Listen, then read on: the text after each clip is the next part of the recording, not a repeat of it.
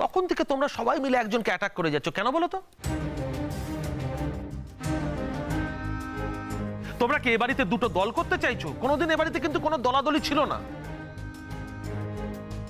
এই শোনো, এই বাড়িতে আগে কি ছিল জানি না, কিন্তু আমি যবে থেকে এই বাড়িতে এসেছি তবে থেকেই কিন্তু আমি দেখছি যে এই বাড়িতে দল আছে, আর আজ অবধি সেটাই আছে। তুমি একটু আগে বললে না যে দল করতে যেও না, তো অলরেডি তো দল ছিলই, তো তুমি সেটা জানো না? আর বাবা, দল যদি নাই থাকবে তাহলে তো আমরা এখানে এত কথাই বলতাম না, তাই না ফুলকাকি?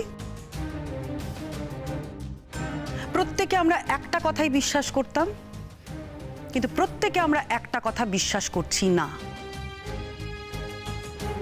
তার কারণ আমরা জানি এই বাড়িতে দল ছিল, দল আছে।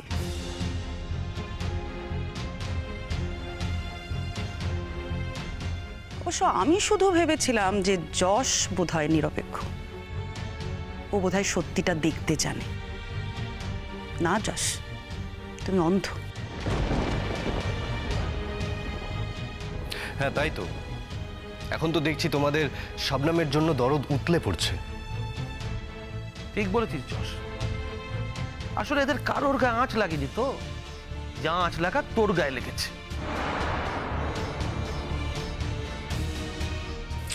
তো বোঝাই তো যাচ্ছে এটা একটা ফ্যামিলি পলিটিক্স, বুঝতে পারছি। কিছু না, আমি জেলে থাকলে এবারে সকলে খুব খুশি হতো।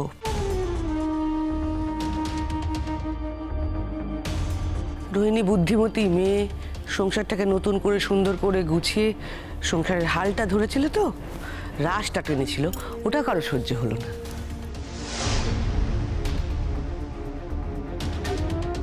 কার সংসার কে রাজ ধরছে? দিদিভাই, আমার স্বামী তো আর বেকার নয়, যথেষ্ট কন্ট্রিবিউশন আছে এই ফ্যামিলিতে। হ্যাঁ, আমরা রাজ ধরতে চাইনি, রোহিণীর হাতে রাজ দিয়েছি, কিন্তু রাজ ধরার নাম করে যে তলায় তলায় এত বড় অন্যায় করে যাবে এটা তো আমরা ভাবতেও পারিনি দিদিভাই।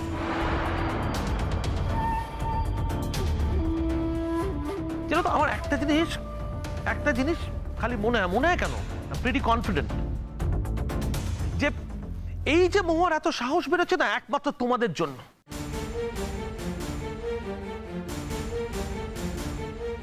এই যে মহুয়া এত কথা বলছে, এগুলো একমাত্র তোমাদের জন্য এই সাহসটা পেয়েছে। আর তোমরা এক্ষুনি বললে না কাকিমুনি, তুমি তো বললে তোমাদের নাকি এখানে অনেক কন্ট্রিবিউশন আছে আমাদের ফ্যামিলিতে, খুব ভালো।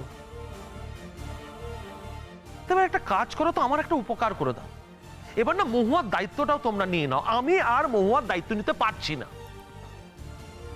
এই পরাগ, কোনো অবস্থাতেই অফিসিয়ালি তুমি কথাটা বলতে পারো না? দায়িত্ব নেওয়ার দরকার হলে আমরা 100 বার দায়িত্ব নিতে পারব, আমরা তাতে ভয় পাই না। কিন্তু তাই বলে তোমাকে কিন্তু দায়িত্ব ছাড়তে দেব না। ইয়েস, মহুয়াকে এই বাড়ির থেকে আমরা যেতে দেব না।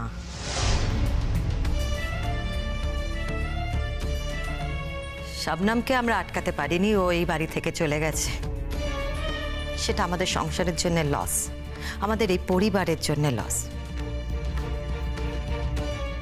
মহুয়াকে যেতে দিয়ে সেই লসটা আর বাড়াবো না। সেই তো, তা বাড়াবে কি করে বলো? তোমাদের হয়ে কে আর কথা বলবে, আর একজনও তো নেই। আচ্ছা বৌদিরা, সত্যি করে কথা বলো তো, আমাদের হয়ে কথা বলার কি লোকের দরকার আছে? দাদাই কি যথেষ্ট নয় যে তোমার হয়ে কোনোদিনও কথাই বলেনি? কাকুমনি, তার মানে যে বাবার সব কথাকে মেনে নিতে হবে তারও কিন্তু কোনো মানে নেই। মেনেছিস কোথায়? তুই তো হঠাৎ করে জেদ করলি যে রোহিণীকে বিয়ে করবি। আমার একটা কথা বলতো, শবনম যে কথাগুলো বলেছে সেগুলো তুই বিশ্বাস করেছিস? তুই বিশ্বাস করিস? তুই এত বড় কথা বলিস কি করে? তোর মুখে এত বড় বড় কথা মানায় না, বুঝেছিস? আর ভবিষ্যতে আমিও থাকবো, তোরাও থাকবি। সেদিনকে বুঝতে পারবি স্বপ্নমের প্রতি কটা কথা যে সত্যি ছিল।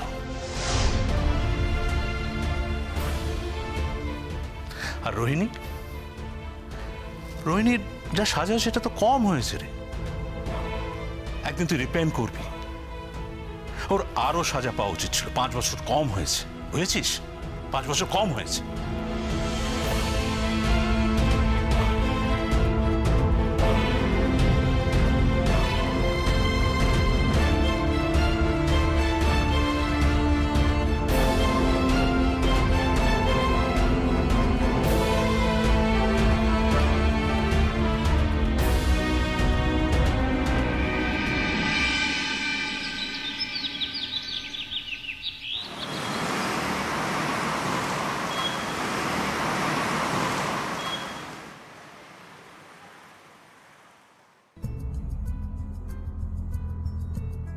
ডক্টর যশোজিৎ বোস আছেন? হ্যাঁ, উনি এখানকারই ডক্টর। কি ব্যাপার একটু বলবেন? সে ব্যাপারে ওনার সঙ্গেই কথা বলি। হ্যাঁ স্যার, আমি এক্ষুনি ওনাকে ডেকে দিচ্ছি, আপনারা একটু ওয়েট করুন।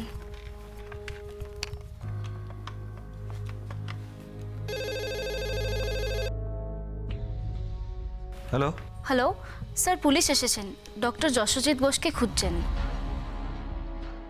ও ঠিক আছে, আমি ওকে নিয়ে আসছি, তুমি ওনাদের বসতে বলো। হ্যাঁ,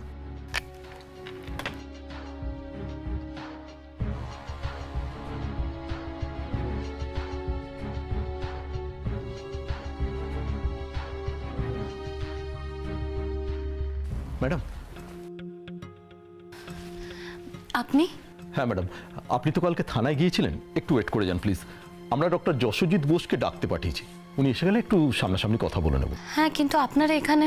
হ্যাঁ, এটা তো কাজের জায়গা, প্লেস অফ অকারেন্স তো এটাই। মানে এখানেই তো উনি আপনাকে হ্যারাস করেছেন, তাই আমরা ভাবলাম এখানে এসেই কথা বলি, তাই এসেছি। যশ শোনো, আমি তোমাকে খুঁজছিলাম, পুলিশ এসেছে, তোমাকে খুঁজছে, রিসেপশনে ওয়েট করছে, একটু চলো প্লিজ। পুলিশ এসেছে মানে কি ব্যাপারে, মানে কি কেন? এগুলো সব ইন্টেনশনালি করা হচ্ছে সূর্যদা, তুমি বুঝতে পারছো না? আমি সবটা বুঝতে পারছি যশ, কিন্তু এসেছে যখন একটু কথা তো বলতে হবে, তুমি চলো প্লিজ। আমি কিছু করিনি, কেন এসেছে? পুলিশ বলে একটা উর্দি পরে যা খুশি তাই করতে পারে, তার তো কোনো মানে নেই। আমি তো কিছু করিনি যার জন্য পুলিশ এখানে আসতে পারে। প্লিজ যশ, চলো চলো প্লিজ, চলো চলো চলো। স্যার আসছে। কি ব্যাপার অফিসার, আপনারা আমার খোঁজ করছিলেন? হ্যাঁ, আমরা আপনারই খোঁজ করছিলাম। আপনি কাজের জায়গায় একজন মহিলার গায়ে হাত তোলার চেষ্টা করেছেন। বাহ, যত তোমাকে দেখছি তত আমার বিস্ময়ের কোনো শেষ থাকছে না। বিষয় তো পরের কথা, উনি যেই প্রশ্নটা করেছেন সেটা সত্যি না মিথ্যে সেটাই জানার কথা। আর এখানে তো অনেকেই ছিল। একটা কি জিনিস জানো তো শবনম, যখন কেউ কাউকে ইনস্টিগেট করে সেটা কারো নজরে পড়ে না, সেই ইনস্টিগেশনটা। কিন্তু যখন মানুষ রিয়্যাক্ট করে সেটা মানুষের নজরে পড়ে। তার মানে কি বলতে চাইছেন আপনি? ওনার একজন মহিলার গায়ে হাত তোলার চেষ্টা করাটাকে আপনি সমর্থন করছেন, একজন মহিলাকে হ্যারাস করাটাকে? দেখুন অফিসার, প্রথম কথা, কেউ কারোর গায়ে হাত তোলেনি, কিন্তু কেউ যদি ক্রমাগত আরেকজনকে মানসিক অত্যাচার করে, তার ফলে যদি কেউ বাস্ট করে কিছু উল্টোপাল্টা কথা বলে ফেলে, আর তার জন্য যদি কেউ থানায় যায়, তাহলে তো আর।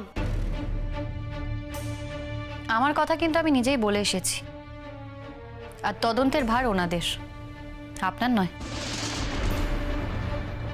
দেখো শবনম, আমরা তো কেউ পুতুল নই। একটি ছেলের উপরে যা খুশি তাই করা হবে, আমরা সেটা মুখ বুজে সহ্য করব? পুতুল কেউ নয়, সবাই রক্ত মাংসের মানুষ, প্রত্যেকের একটা বক্তব্য আছে, প্রত্যেকের নিজের মান সম্মান রাখার অধিকার আছে। হ্যাঁ বলুন, আমাকে অ্যারেস্ট করবেন তো? তাহলে করুন না, দাঁড়িয়ে আছেন কেন? আমাকে অ্যারেস্ট করুন, কিন্তু তার আগে আপনাকে বলতে হবে যে কোন খাতে আপনারা আমাকে অ্যারেস্ট করছেন। আপনারা আপনাদের কাজ করুন আর আমি আমার কাজ করব। কেন আপনার এরকম মনে হলো কেন? যে আমরা আপনাকে অ্যারেস্ট করতেই এসেছি? দেখুন, আপাতত আমরা জানতে এসেছি যে আপনি ওনার সঙ্গে এই খারাপ ব্যবহারটা করছেন কেন। ওর উড বি হাজবেন্ড আপনাকে বলেছে তো, কমপ্লেন করেছে তো আমার এগেনস্টে, আর ওকে সঙ্গে করে নিয়ে গেছিল, তাই তো?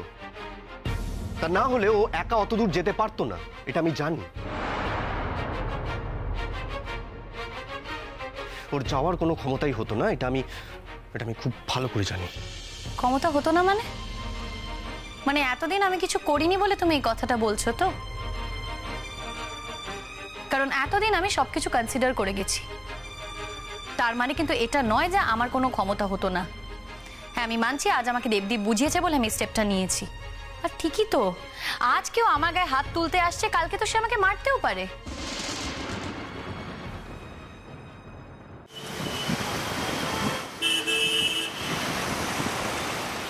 দেখুন অফিসার, আমার সাথে যশোজিৎ বোসের আর কোনো সম্পর্ক নেই, তাই ওনার কোনো অধিকারও নেই আমার গায়ে হাত দেওয়ার।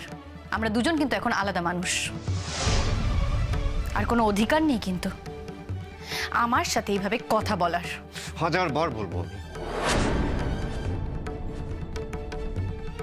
দেখি না পুলিশ আমাকে কত মার মারতে পারে, কত মার মারতে পারে আমিও দেখতে চাই। আর ওরা আমাকে অ্যারেস্ট করে লকআপে কতদিন রাখতে পারে এটাও আমি দেখতে চাই।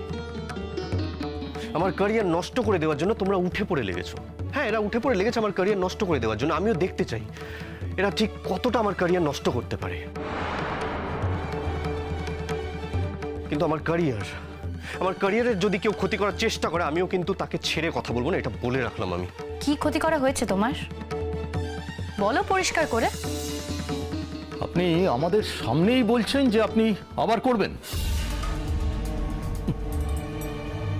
ম্যাডাম, কোন ভরসায় এখানে একসঙ্গে কাজ করবেন আপনারা?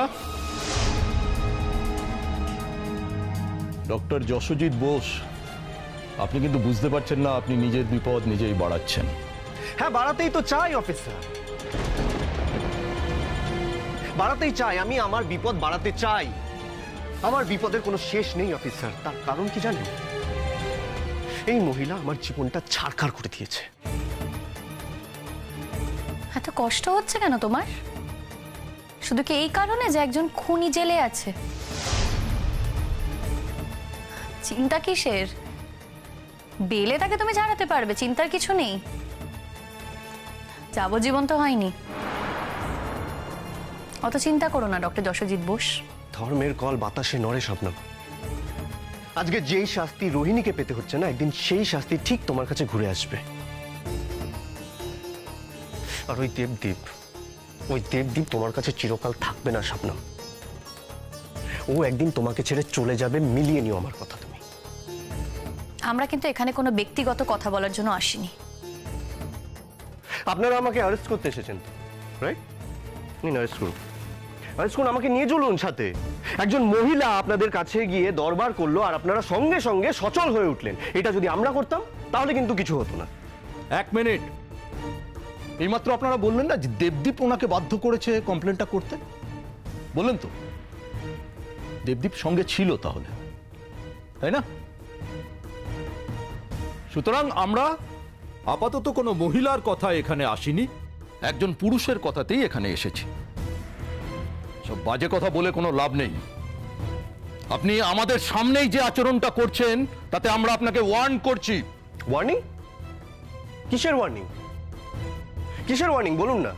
আমি তো বলছি, আমি তো সবার সামনে দাঁড়িয়ে এখানে বলছি যে আমি আবার করব। অ্যারেস্ট করে নিন।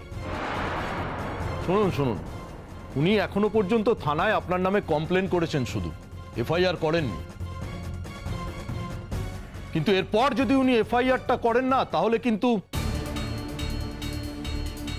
ওই যে মুখে মুখে বারবার যে কথাটা বলছেন না, সেটাই কিন্তু বাস্তব ক্ষেত্রে সত্যি হয়ে দাঁড়াবে। আপনাকে আমরা অ্যারেস্ট করব এবং থানায় নিয়ে যাব। আমি তো বলছি আপনাদেরকে আমাকে অ্যারেস্ট করুন না। আপনারা আমাকে অ্যারেস্ট করছেনই না বা কেন? করুন, অ্যারেস্ট করুন। আমি শোনো যশ, এতটা রিয়াক্ট করে কোনো লাভ নেই। কুল। ডক্টর যশোজিৎ বোস, এটা হাসপাতাল, আমাদের কাজের জায়গা। এখানে এতটা রিয়াক্ট আপনি করতে পারেন না। আপনারাও শুধু আমার রিয়াক্ট করাটাই দেখলেন, তাই না? আর কিছু দেখতে পেলেন না। এটাই তো ওরা চাইছিল। এটাই ওরা চাইছিল, আমি যাতে কোনো কাজ না করতে পারি, আমি যাতে কোনো কাজের মধ্যে থাকতে না পারি। ওরা উঠে পড়ে লেগেছিল আমার ক্যারিয়ারটা শেষ করে দেবে বলে, আর সেই ক্ষেত্রে ওরা কিছুটা সাকসেসফুলও হয়েছে। তাহলে বলুন, আমাকে কবে কাজ থেকে ছাড়িয়ে দিচ্ছেন বলুন? আমি ছেড়ে দেবো, আপনাদের কাজ ছেড়ে দেবো আমি, বলুন। দেখুন, আমি যেমন আপনাকেও হারাতে চাই না, আর অ্যাট দ্য সেম টাইম আমি ডক্টর শবনম খাতুনকেও হারাতে চাই না। আপনাদের যখন সম্পর্কটা ভেঙেই গেছে আর জোড়া লাগার কোনো সম্ভাবনা নেই, দুজনেই যখন দুজনের মতন লাইফ সেটেল করেছে, তখন প্লিজ এই ফ্লেয়ার আপগুলো আর করবেন না।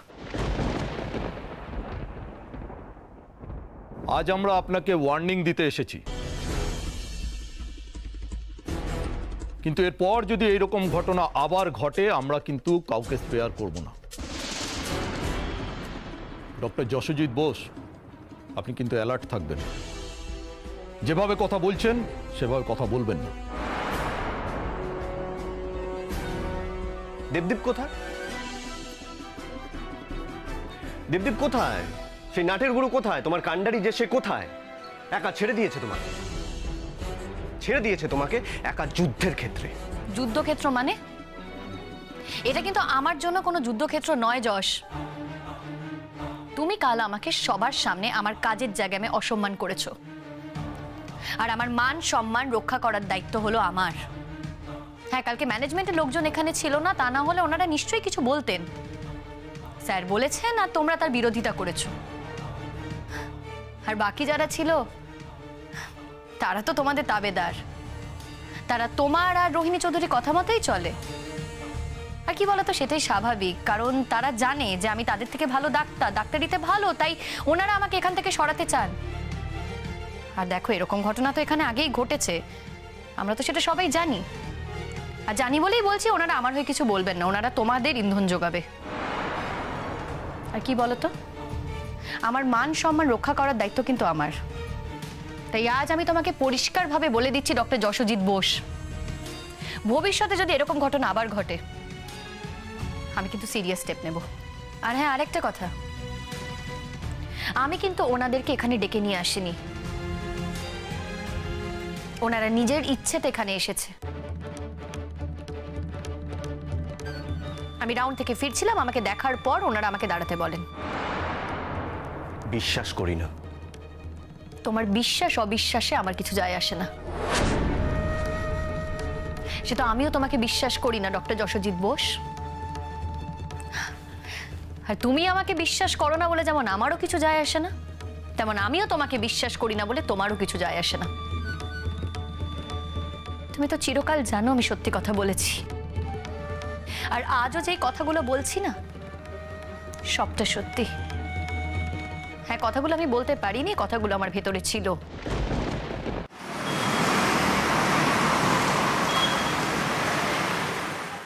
আজ যখন আমি কথাগুলো বলছি তাহলে এত অবাক হচ্ছ কেন? এত অবাক হওয়ার তো কিছু নেই। আর আমি যেই স্টেপ নিতে শুরু করেছি তখন তুমি অবাক হয়ে গেলে না, কারণ তুমি ভাবতেই পারোনি যে আমি কোনোদিনও এই স্টেপগুলো নিতে পারি। কেন বলো তো? আমার কি নিজের মতো করে বাঁচার কোনো অধিকার নেই? কেউ আমাকে খুন করতে চাইছিল, কেউ আমাকে মেরে ফেলতে চাইছিল, তাতে তুমি খুশি হও? আমি মরে গেলেই তো একজন খুনি সারা জীবনের মতো বেঁচে যেত, সেটাই কি উচিত ছিল? সে তার পথের কাঁটা সরিয়ে দিয়ে জয়ী হতে চেয়েছিল। আজ আমি বেঁচে গেছি বলে এতটা সমস্যা, এত সমস্যা যশ। দেখো, একবার যখন আমি বেঁচে গেছি, একবার যখন আমি আমার জীবনটাকে হাতের মুঠোয় পেয়েছি, তখন না কারোর পথের কাঁটা হয়ে আমি মরে যেতে রাজি নই, রাজি নই আমি। আর সে আমার সাথে যে অন্যায় করেছে তার জন্য রোহিণী চৌধুরী যে শাস্তি প্রাপ্য ছিল সেই শাস্তি সে পাচ্ছে। আজকে রোহিণী চৌধুরী জেলে বলে তুমি আমার প্রতি এতটা ক্ষুব্ধ, এত বিরক্ত তুমি? একটা সময় তুমি আমাকে যেসব কথা বলেছিলে না তার সম্পর্কে, সেই কথাগুলো যদি আমি প্রকাশ্যে আনতে পারতাম। আজ তো দেখছি তুমি রোহিণী চৌধুরীর জন্য একেবারে অন্ধ হয়ে আছো যশোজিৎ বোস। আজ রোহিণী চৌধুরী জেলে বলে তুমি আজ আমাকে এতটা অপমান করছো। দেখো যশ, আমি শুধু একটাই কথা তোমাকে বলবো, একবার ভাবো, ভাবনা চিন্তা করো, সবকিছু মিলিয়ে দেখো। আর একটা কথা আমি তোমায় বলবো, দূরে থাকো যশ, আমার থেকে 1000 মাইল দূরে থাকো তুমি। আমি আজ ভুলে যেতে চাই যশোজিৎ বোস বলে আমার কারোর সাথে কোনো সম্পর্ক ছিল।